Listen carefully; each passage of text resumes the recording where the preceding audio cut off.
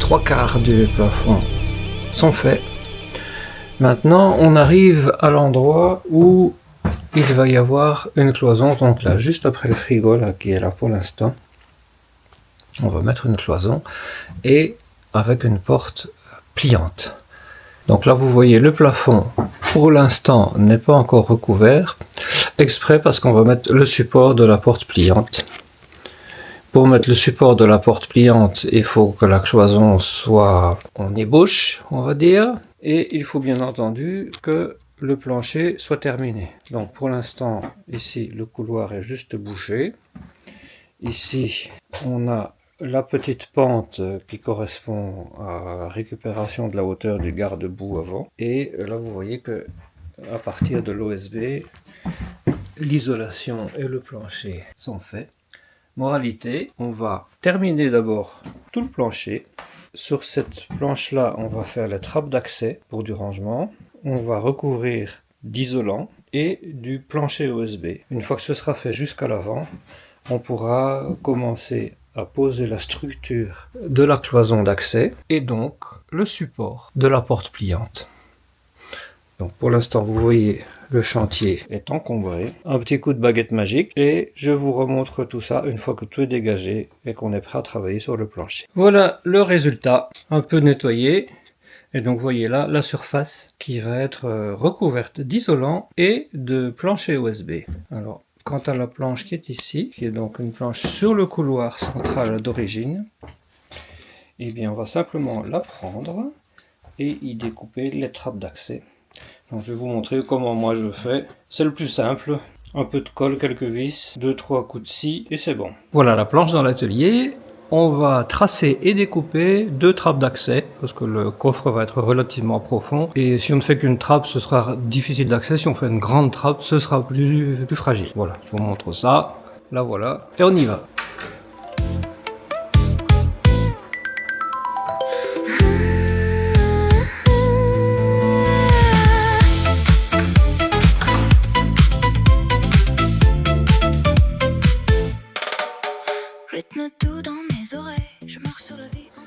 Alors pour ne pas faire des trous inutiles et récupérer les découpes comme couvercle, je vais initier le trait de scie que je finirai à la scie sauteuse avec la petite scie vibrante. Donc on va simplement plonger dans le bois. Alors j'ai pas de scie circulaire plongeante, donc j'utilise ça tout simplement. C'est pas très cher comme outil et ça rend service.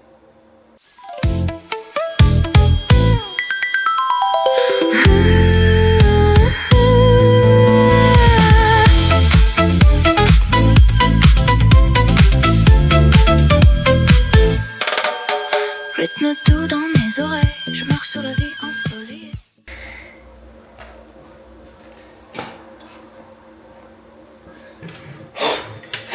La difficulté maintenant, ça va être de faire pénétrer la lame de la scie sauteuse dans une découpe qui est plus étroite. Donc je vais essayer de trouver la lame la plus fine possible pour pouvoir, pour ne pas que la lame reste simplement bloquée dans la planche.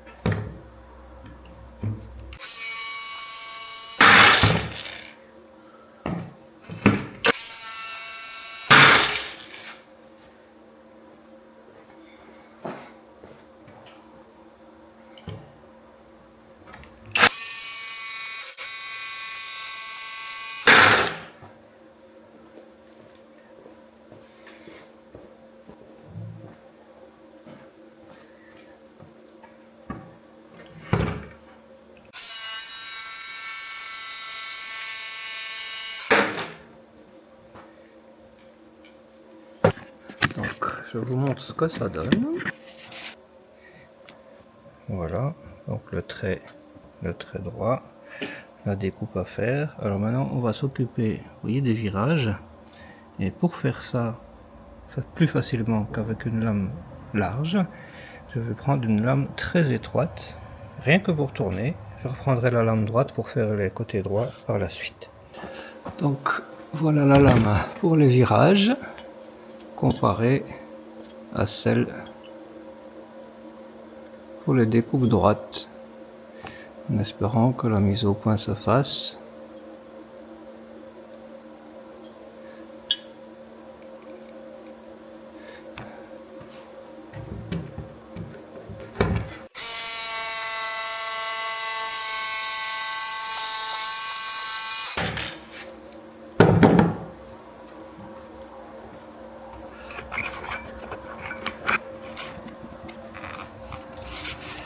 Voilà ce que ça donne.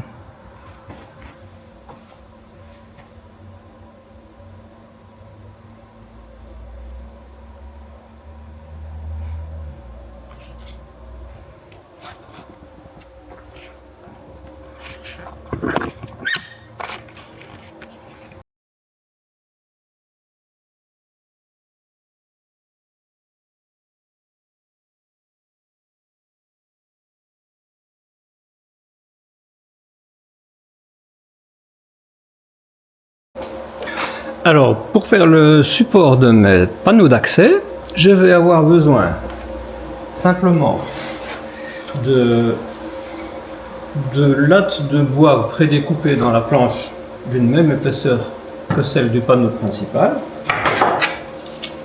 2 grandes pour le côté et 4 petites pour le milieu. Ce sera à visser et collé. Donc j'aurai besoin également de colle PU, de colle à bois PU pour l'extérieur. Donc polyuréthane en général c'est pour l'extérieur, donc c'est ce qui tient vraiment très bien, c'est expansif en plus. Les vis de la longueur appropriée, c'est-à-dire pas plus que la somme des 2 épaisseurs, mais pas beaucoup moins non plus parce qu'il faut quand même que ça tienne. On va marcher dessus.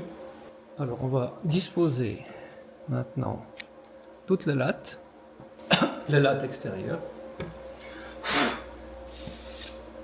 les lattes intérieures. Donc le truc c'est de les faire dépasser suffisamment pour que les panneaux d'accès reposent dessus.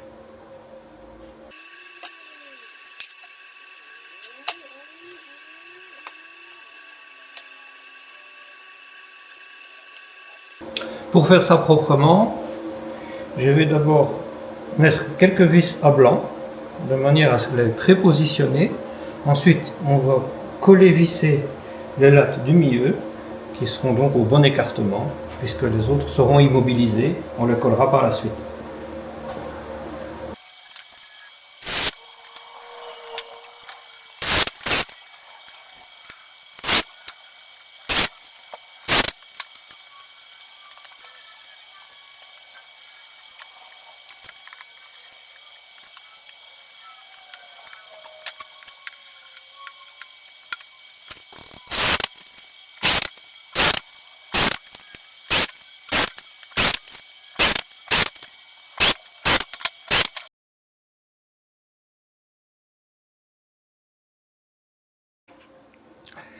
Voici donc ce que ça donne une fois collé. Donc il suffira de déposer les trappes, elles seront bloquées tout de suite. Donc là je ne les mets pas pour l'instant parce que comme vous le voyez, la colle PU c'est une colle qui gonfle. Et là pour l'instant elle est en train de gonfler et donc de déborder. Je vais simplement pas mettre mes trappes dessus, sinon elles vont être collées. Donc dès que la colle sera sèche, on va l'enlever, on va gratter ce qui dépasse. Et puis ce sera terminé. Donc là maintenant la planche que voici, je vais la visser en place dans le camping-car.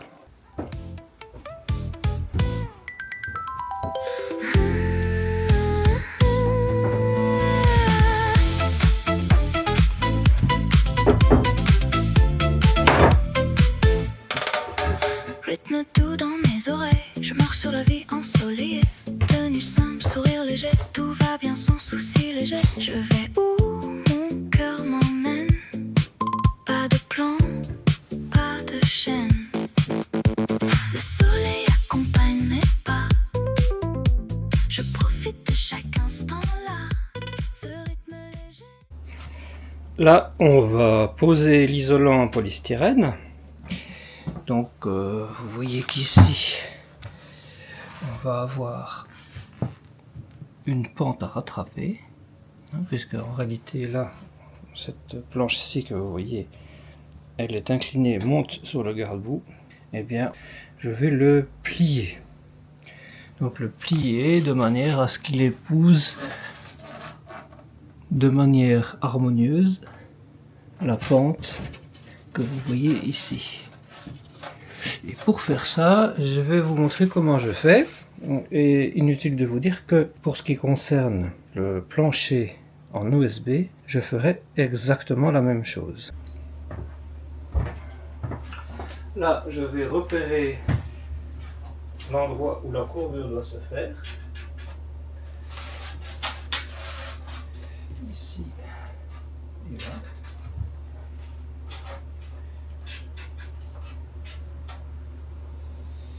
Et on va aller creuser le polystyrène sur la face inférieure de manière à ce qu'il puisse se courber gentiment. Entre la plaque de polystyrène, on a repéré l'endroit de la pliure, je la reporte de l'autre côté.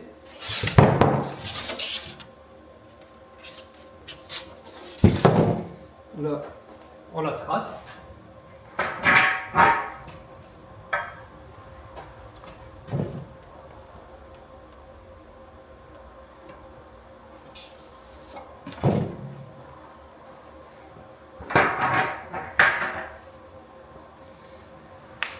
Et donc le truc, ça va être de creuser ici sans perforer la plaque. Alors, moi j'utilise tout simplement ma scie circulaire. Et vous voyez que cette scie circulaire a différentes façons de plonger. On va simplement la faire plonger suffisamment pour créer une faiblesse, mais également pas trop pour ne pas couper simplement la planche. Donc là vous voyez, j'ai remonté la lame pour juste faire une rainure en fait, ou même deux.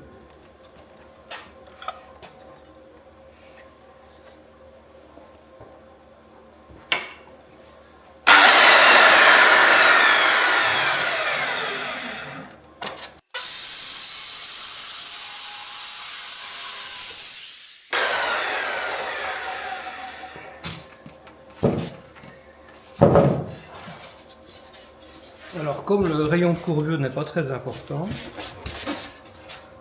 voilà ce qu'on a creusé. On va aller voir ça. Ça doit être bon. Donc voilà, on essaie.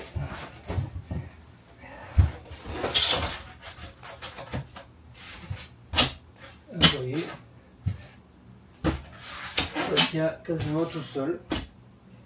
Avec le poids de la planche. On a ici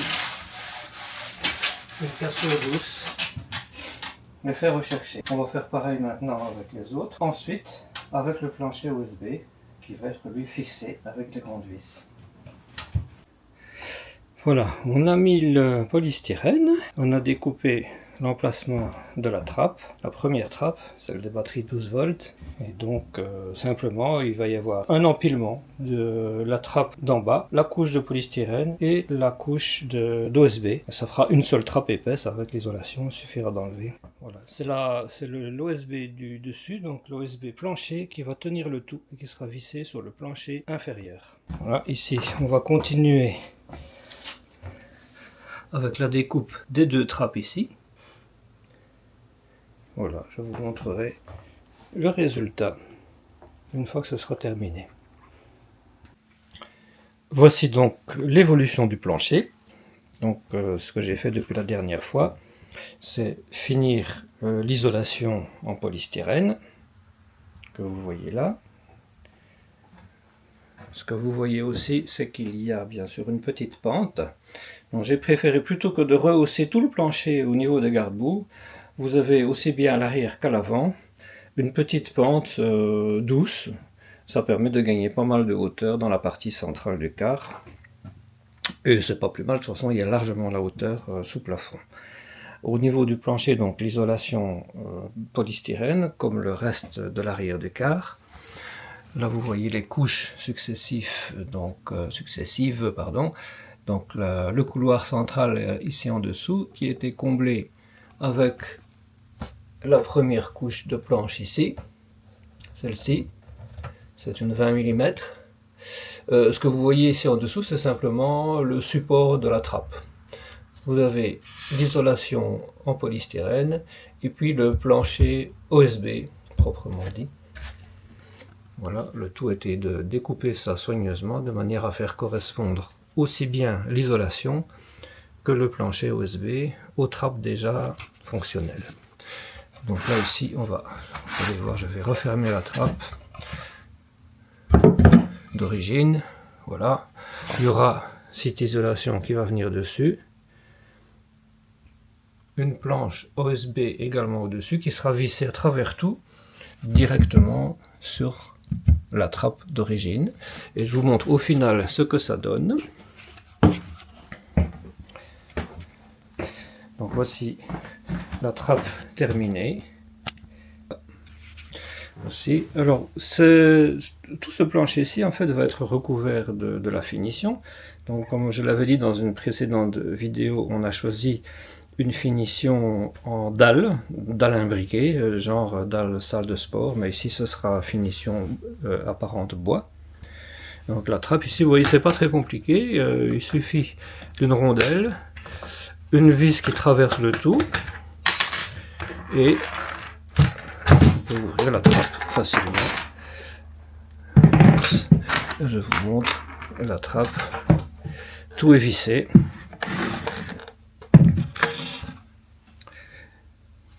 Ici la fermeture d'origine du plancher, l'isolation et le plancher OSB. Voilà ce que ça donne en trappe. Pour la poignée, on ne fait pas compliqué. Vous voyez, une vis, un boulon, des rondelles. Tout ça s'efface une fois qu'on le lâche. Et puis, on remet la trappe en place.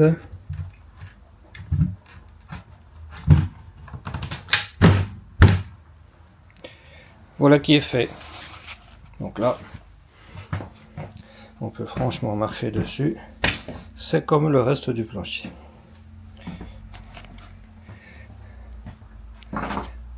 Bon, ben, on va finir tout ça. Donc l'isolation c'est fait. Il reste à terminer le plancher OSB. Donc là je vais revenir quelques instants sur la façon que j'ai trouvé pour plier la planche avec un léger angle de manière à ce que ce soit très progressif et ne pas avoir une cassure nette. Donc je vous le refilme si vous n'avez pas perçu ça dans une vidéo précédente. Donc c'est parti. Donc, pour faire ça, on va simplement tracer un trait là où va se trouver la pliure. Je vais creuser 3 sillons, donc un sillon plus profond que je vais mettre à 12 mm, et de chaque côté de ce petit sillon là, 2 petits sillons un petit peu moins profonds, de manière à pouvoir plier la planche sans dégâts.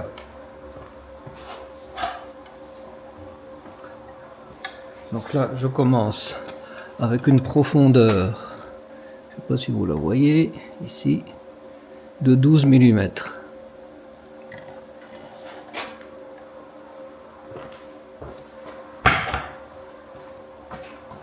Alors, puisque la planche va se plier comme ça, bien sûr, je ne vais pas faire le sillon au-dessus, mais au-dessous.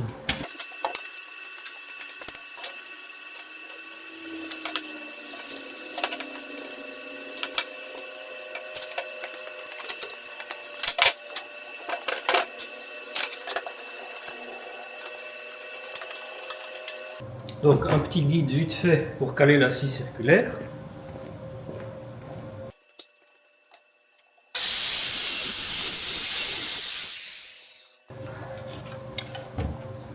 Donc maintenant je fais une profondeur un peu moins importante.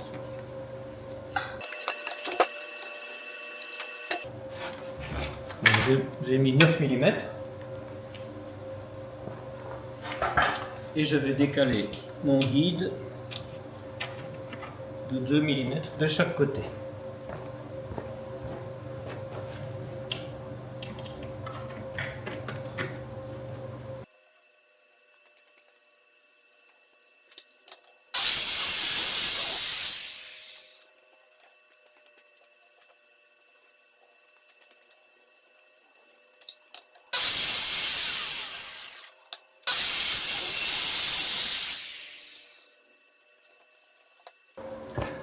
Je vous montre ce que ça donne tout de suite. Donc voilà.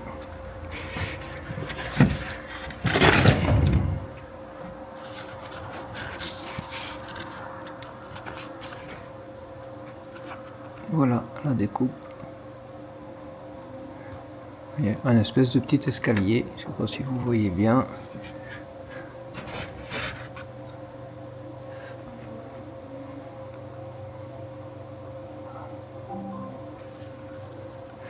Voilà, on va aller remettre ça en place.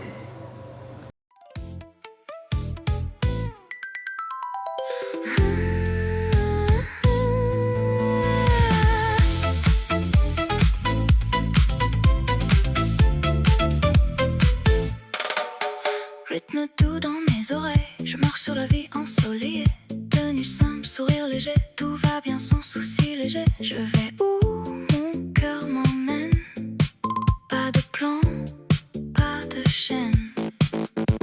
Le soleil accompagne mes pas. Je profite de chaque instant là.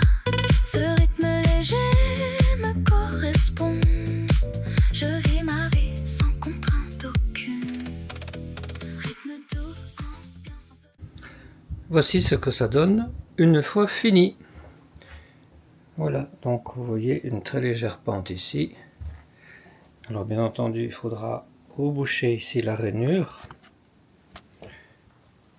pour que ce soit continu.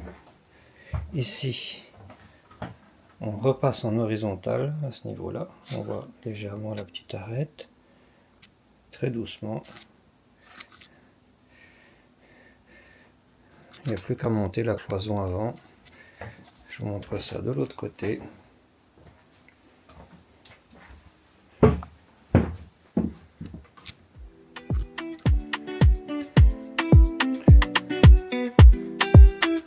Voilà, costaud, isolé, vissé.